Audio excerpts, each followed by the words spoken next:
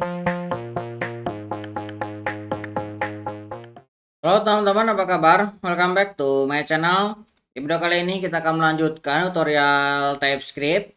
Materi kali ini kita masih melanjutkan seputar objek ya. Sebelumnya kita sudah belajar terkait dengan objek, di mana objek itu kan ada kelas, kemudian ada pewarisan, ada enkapsulasi, dan ada polymorphismnya. Nah, kita akan melanjutkan terkait dengan objek yaitu function. Kalau misalkan di objek kan ada metode ya. Metode tidak akan terlepas juga dari function ya. Nah, itu 11 12 ya. Ya, untuk mulanya silakan teman-teman ambil untuk link latihannya ya. Kita akan menggunakan repository yang saya taruh linknya di kolom deskripsi di bawah. Teman-teman silakan ambil. Kita akan masuk ke part yang 8 yaitu terkait dengan function ya. Nah, di sini sudah ada petunjuk untuk bagaimana teman-teman ngeklon basic untuk projectnya ya. Teman-teman tinggal clone, sesuaikan dengan directory dan sistem operasi teman-teman. Kita akan clone dengan branch yang spesifik ya. Kita akan gunakan yang part 08. Kita akan paste sini. Oke. Saya taruh di C.2 tipe script tutorial ini ya. Saya akan clear screen. Kita akan coba lihat. Nah, 07 function. Kita akan masuk ke directory 07. Kita akan clear screen. Kita akan buka dengan Visual Studio Code. Oke, ini sudah terbuka ya.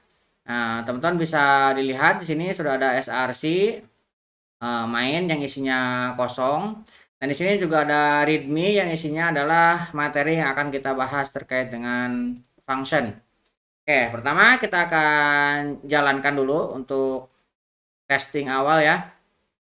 Nah, oke, hello world-nya sudah jalan, berarti compiler kita sudah berjalan ya. Saya akan clear screen. Ini ya, hello world kita akan hapus. Oke. Terkait dengan function di TypeScript, function adalah blok kode yang dapat dipanggil berulang kali dengan memberikan input dan menghasilkan output. Function di TypeScript dapat didefinisikan dengan sintak yang sama dengan yang di JavaScript ya. Kita bisa menggunakan kata kunci function, ataupun kita juga bisa menggunakan anonim atau arrow function juga bisa ya. Nah, contohnya secara garis besar untuk membuat function grammarnya seperti ini atau cara penulisannya seperti ini. Ada perintah function ini kalau misalkan yang standarnya ya, yang biasa sering digunakan dari mulai JavaScript di bawah S6 gunakan cara seperti ini. Kita gunakan function, kemudian nama fungsinya apa, kemudian parameternya boleh ada boleh tidak. Nah, kalau di TypeScript bedanya kita bisa menambahkan return di sininya. Jadi kalau misalkan kita ada return tipe datanya apa, kita bisa kembalikan, ataupun kalau misalkan hanya dieksekusi saja, kita definisikan dengan void di sininya ya. Jadi hanya dieksekusi saja. Ini perintah dasarnya seperti ini. Nah, sekarang kita akan coba buat sebuah function sederhana. Kita definisikan dengan perintah function awalnya ya. Kemudian kita definisikan nama functionnya. Nah, untuk penulisan function, teman-teman diawali dengan huruf kecil ya. Kalau misalkan terdiri dari dua kata, selanjutnya baru huruf besar. Misalkan display name, seperti ini. Maka huruf selanjutnya diikuti dengan huruf besar untuk membedakan dua suku kata ya. Nah, kita coba dengan satu, contohnya seperti ini. Nah, kemudian kita bubuhkan kurung kurawal untuk menentukan blok dari sebuah fungsinya. Jadi eksekusi bloknya nanti diawali dengan kurung kurawal buka dan diakhiri kurung kurawal tutup. Maka di area inilah semua kode fungsi akan dijalankan. Nah, contohnya misalkan ini, kita akan coba tampilkan sebuah console.log misalkan hello world. Nah, untuk memanggil function, nah tinggal kita panggil saja namanya diikuti dengan parameternya. Kita tinggal display, kalau misalkan tidak ada parameter, kurung kurawal, kurung buka, kurung tutup, kosong seperti ini. Ini untuk memanggil function. Kita coba jalankan. Nah, dia keluar ya, hello world-nya. Artinya function ini sudah berhasil kita jalankan. Nah, kita juga bisa membuat function dengan parameter. Nah, parameter di TypeScript kita harus definisikan tipe datanya ya. Kalau misalkan di JavaScript itu kan kita bisa langsung. Misalkan kita buat sebuah fungsi untuk menghitung sum seperti ini ya. Misalkan saya buat variabel X. Nah, ini saya mau definisikan tipenya number, kemudian di sini Y-nya number, dan saya mau mereturnkan juga number. Jadi dia akan mereturnkan hasil dari penambahan X dan Y. Nah, cara memanggilnya ini juga sama ya. Kita tinggal konsol, kemudian kita panggil fungsinya, dan kita isi parameternya. Parameternya yang harus kita isi, jika di sini kita memang mengisinya 2, maka kita harus mengisinya 2. Kalau misalkan kita hanya 1, maka akan terjadi error. Kecuali kita menggunakan namanya parameter opsional. Nanti kita pelajari juga di selanjutnya ya, sambil berjalan. Ini untuk yang contoh fungsi dengan parameter. Kalau misalkan kita jalankan, nah kita mendapatkannya 3. 1 ditambah 2 hasilnya 3. Ini hello world-nya juga jalan. Ini dua contoh function. Yang pertama dijalankan tanpa adanya parameter, dan yang kedua dijalankan dengan adanya parameter. Nah, kemudian di TypeScript juga berlaku function yang sama dengan yang di JavaScript. Contohnya ada yang namanya fungsi anonim kalau di JavaScript. Nah, di TypeScript juga bisa kita menggunakan fungsi anonim. Fungsi anonim adalah salah satu yang didefinisikan sebagai ekspresi. Ekspresi disimpan dalam sebuah variabel, jadi fungsinya sendiri tidak memiliki nama. Nah, jadi gini ya. Misalkan saya membuat sebuah variabel, namanya greeting. Kemudian variabel ini kita isi dengan sebuah fungsi. Nah, isinya adalah function. Functionnya ini tidak memiliki nama. Dan kan idealnya kalau kita membuat fungsi kan kata kunci fungsi, kemudian nama fungsinya. Nah, di sini setelah perintah fungsi kita kosongkan namanya anonim function atau fungsi yang tidak memiliki nama. Nah, ini bisa kita lakukan seperti ini. Jadi fungsinya dimasukkan ke dalam variabel seperti ini. Nah, untuk memanggilnya maka perilaku variabel mirip dengan perilaku fungsi. Maka kita tinggal memanggilnya dengan cara seperti ini, tambahkan kurung kurawal. Kita tinggal save. Ini kalau misalnya kita jalankan lagi, nah maka kita mendapatkannya ya hello world juga. Nih, ini namanya anonym function. Nah, kita juga bisa membuat anonym function dengan parameter. Misalkan kita buat let sum.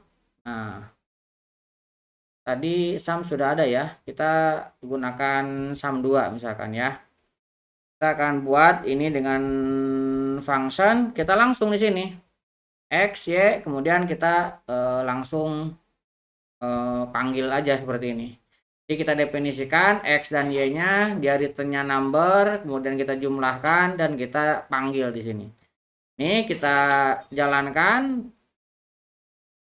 Nah, kita mendapatkan hal yang sama ya. Dan ini kita gunakan anonym function. Oke. Kemudian kita juga tadi sudah menyinggung terkait dengan parameter fungsi. Nah, parameter adalah nilai atau argumen yang diteruskan ke suatu fungsi. Di TypeScript, compiler mengharapkan satu fungsi untuk menerima jumlah dan jenis argumen yang spesifik ya, yang sesuai. Misalkan kita coba ya. Jadi kalau misalkan tipe datanya salah, dia akan menolaknya. Misalkan saya buat sebuah function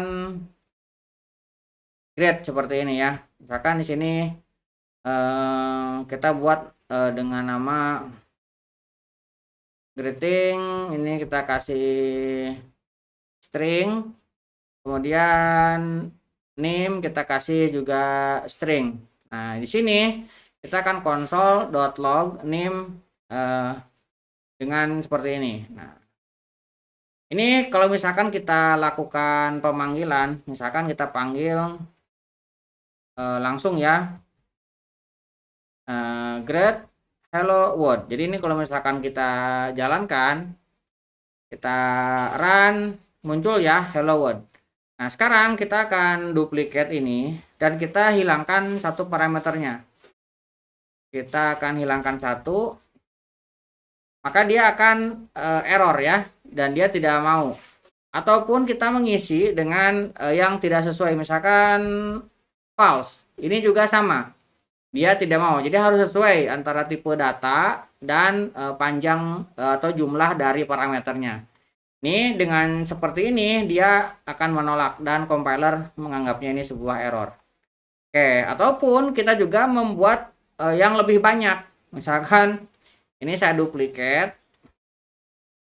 Jadi tidak bisa kurang dan tidak bisa lebih. Misalkan saya tambahkan parameter S, maka dia juga akan menolak. Ataupun saya tambahkan isi sebuah number juga sama, ini akan menolak. Jadi untuk parameter, kalau misalkan isinya parameternya 2 dan ini sifatnya wajib ya, bukan opsional, maka ini harus kita isi dan kita isi harus sesuai dengan tipe data yang kita definisikan. Nah, itu terkait dengan parameter fungsi. Kemudian di dalam parameter juga kita bisa menambahkan yang namanya parameter opsional yang tadi ya. Jadi kalau misalkan kita ingin memasukkan dengan yang tidak wajib, misalkan gini, kita memiliki function, kemudian ini grade 2 misalkan ya. Nah, di sini kita akan tambahkan greeting, kemudian string. Nah, di sini name-nya kita tambahkan sebuah tanda tanya. Artinya ini mau diisi atau tidak gitu ya. Jadi kalau misalkan kita mau isi silahkan, kalau misalkan enggak juga silahkan. Nah, kita akan panggil di sini grade 2 hello, tidak error ya. Padahal di sini ada dua parameter karena kita menambahkan ini adalah parameter opsional. Ataupun misalkan kita juga mengisinya dengan 2 seperti ini. Ini juga tidak error. Karena kita menampilkan 1 ataupun 2 ini boleh. Tapi kalau misalkan kita tambahkan 3, ini harusnya error ya. Misalkan seperti ini. Nah, ini tidak menerima karena kita memiliki parameter 2 dengan opsional. Nah, ini boleh diisi ataupun tidak yang keduanya. Kalau misalkan lebih, ini juga akan menolak. Nah, ini parameter opsional. Kita jalankan. Nah, ini berjalan ya. Nah, kemudian selain parameter opsional, ada juga yang disebut default parameter. Jadi default parameter adalah parameter yang memiliki nilai awal yang ditentukan. Jika parameter tersebut tidak diberikan nilai atau bernilai undefinite, maka si fungsi akan menggunakan nilai defaultnya. Nah, contohnya seperti ini, misalnya default parameter. Misalkan saya buat sebuah function namanya apply discount. Nah, misalkan apply discount, di sini saya tambahkan price, ini number. Kemudian di sini kita buat diskon.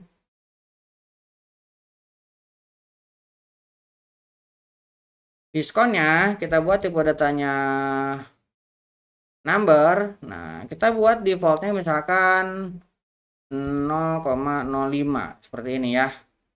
Dan ini akan mereturnkan number seperti ini. Nah, kita akan kalikan price dikali dengan 1 dikurangi diskon. Diskonnya berapa? Oke, kita misalkan simpan, ini tinggal kita panggil aja console.log. Misalkan kita kasih di sini 100.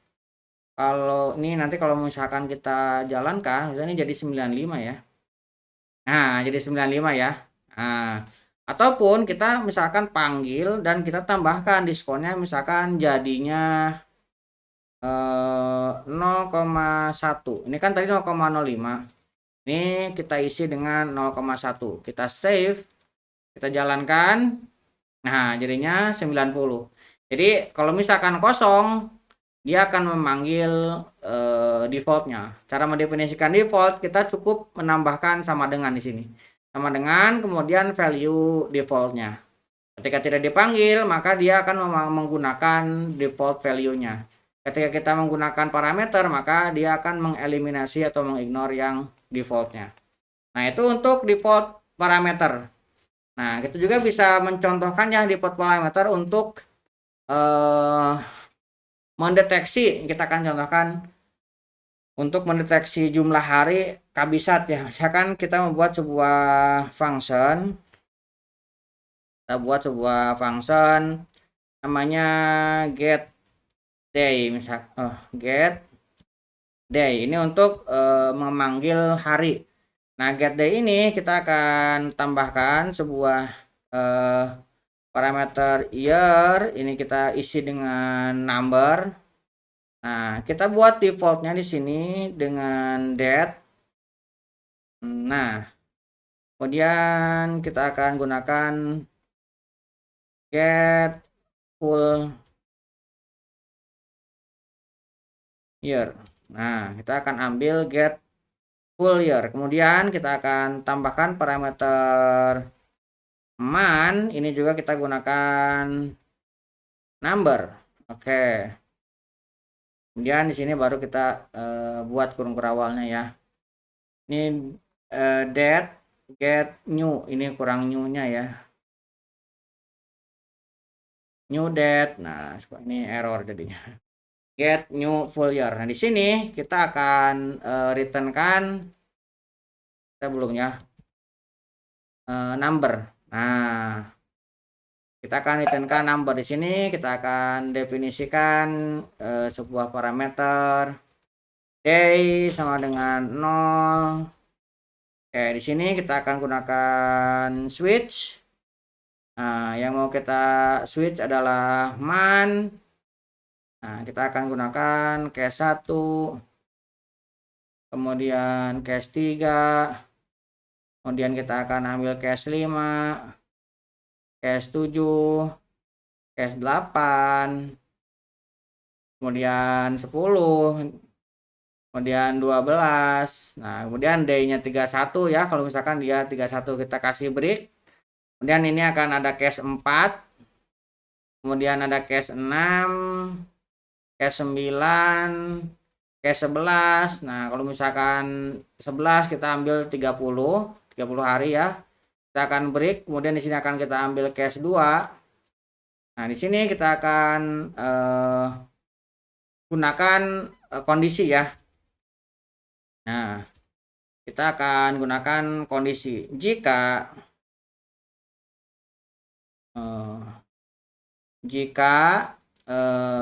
tahun, jika tahunnya mod 4, tahun kabisat ya, maka ini sama dengan 0,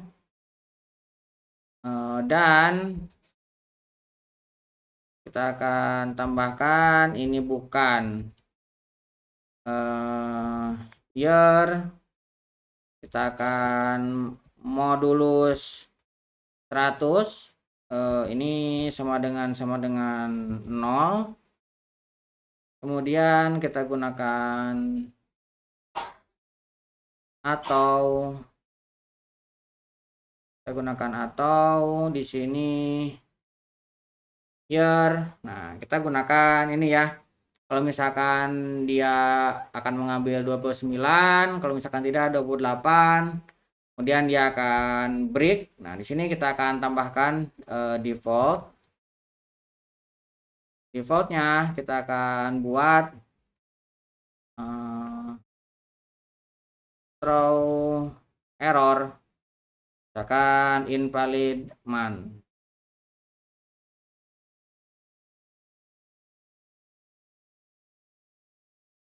Oke, defaultnya kurang -2 ya. Oke, kemudian di sini kita akan returnkan day. Oke, ini kita membuat parameter ya, defaultnya. Nah, kita akan coba panggil. Nah, cara memanggilnya, misalkan kita akan langsung cetak console.log, kita akan ambil get day,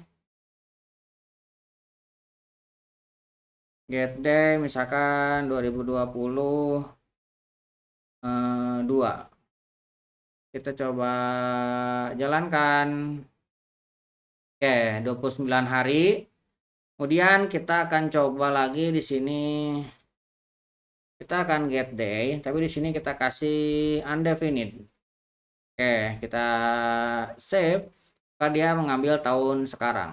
Oke, dia 28 ya. Oke, kemudian kita akan coba ambil kalau misalkan tidak pakai parameter harusnya error ya. Tadi sudah konsol .log get day, misalkan hanya seperti ini aja, kita tidak menambahkan error ya, karena dia membutuhkan parameter. Oke, itu untuk default parameter contohnya. Nah, selain default parameter, kita juga terkait dengan function ada juga yang namanya REST parameter. REST parameter di TypeScript adalah parameter yang memungkinkan kita untuk menerima 0 atau lebih argumen dengan tipe data tertentu sebagai sebuah array.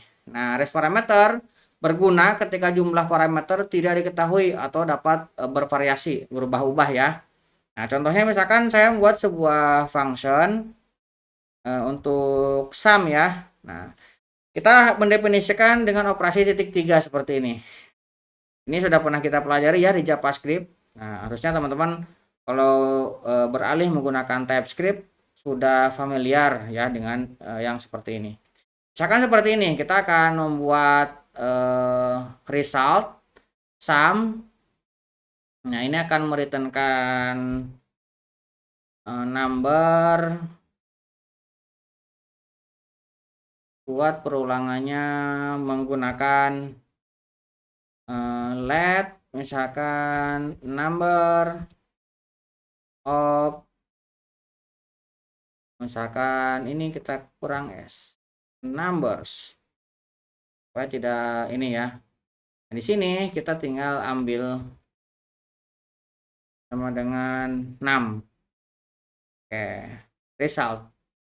Ini sumnya ada duplikat, kita sum x misalkan ya supaya tidak error. Oke, ini kita menggunakan REST parameter seperti ini. Nah, kalau misalkan kita mengambil ya, pertama misalkan kita akan mengambil tanpa adanya parameter. Kita akan ambil sum x tanpa parameter. Nah, lihat dia tidak memunculkan error ya, karena kita bisa memasukkan tanpa parameter ataupun parameter yang tidak terduga jumlahnya ya. Oke, ini kita mendapatkan 0. Ataupun misalkan kita coba mengisi dengan sum x-nya 1, 2, 3. Misalkan 1, 2, 3. Ini kita save. Ini juga masih bisa ya. Nah, return-nya ini belum kita sum z.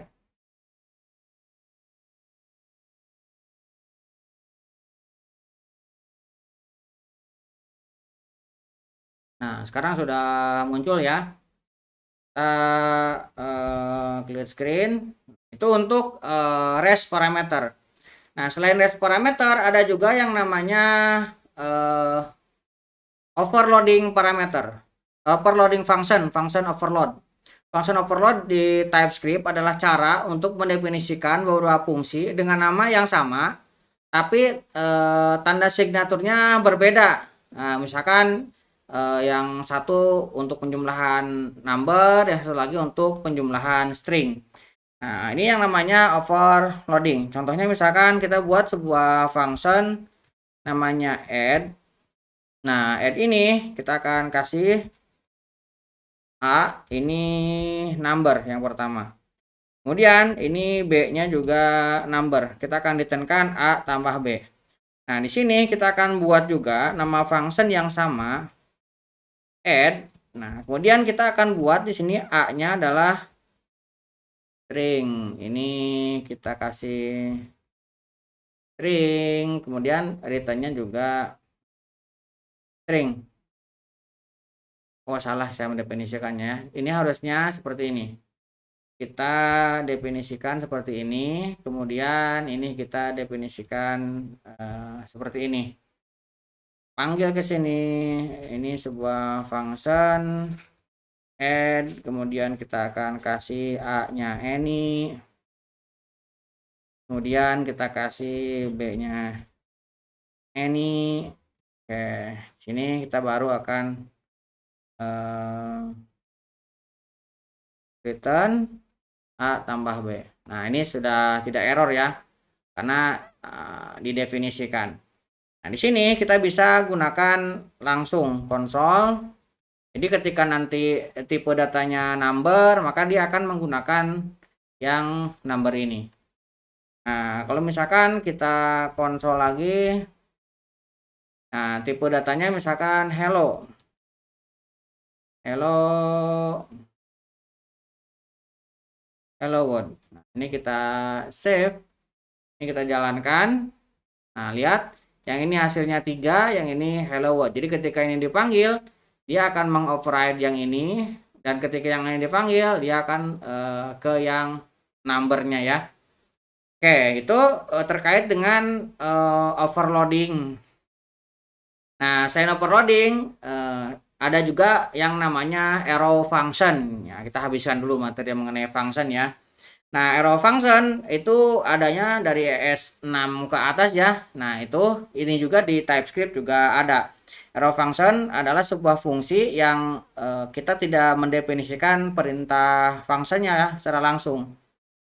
Nah, misalkan kita memiliki fungsi seperti biasa kan seperti ini, ada function. Nah, kalau misalkan arrow function, ini kita bisa langsung menggunakan variabel. Misalkan kita menggunakan tambah. Nah, di sini kita tidak perlu membuatkan sebuah ininya ya, keterangan function atau perintah functionnya. Kita langsung misalkan x titik 2 number.